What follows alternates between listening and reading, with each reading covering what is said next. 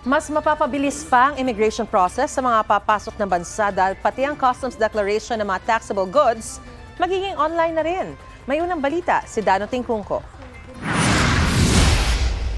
Mula sa pagiging online ng mga dating depapel na arrival at departure card hanggang sa e-gates ng Bureau of Immigration na tap lang ng passport tapos ka na sa immigration clearance, magiging online na rin ang customs declaration card. Yan yung finifilapan sa eroplano bago lumapag pauwi ng Pilipinas kung may uwi ka bang taxable goods o kung magkano ang foreign currency na dala mo. Ito ang e-travel customs system na inilunsad ng Bureau of Customs, Bureau of Immigration at Department of Information and Communications Technology to create a seamless, interconnected, and secure travel experience. Through this customs integration, the use of paper boosts traveler compliance, improve collection of lawful revenue, and suppress smuggling in all forms.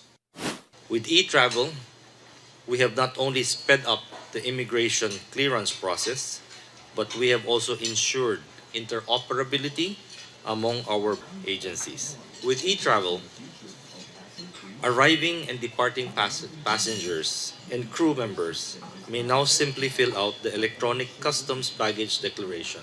E-travel has been successfully scanned more than 13 million times and is now being used in 10 international airports and 5 international seaports. Nasa pilot stage pa ang e-customs travel system at inaasahang iro-roll out sa hinaharap. Okay naman kaya para sa mga pasahero? Much better po kasi mas convenient na kaysa magsulat.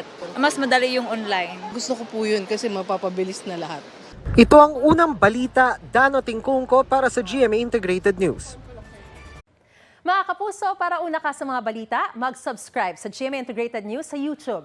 Sa mga kapuso abroad, subaybayan niyo po kami sa GMA Pinoy TV at sa www.gmanews.tv.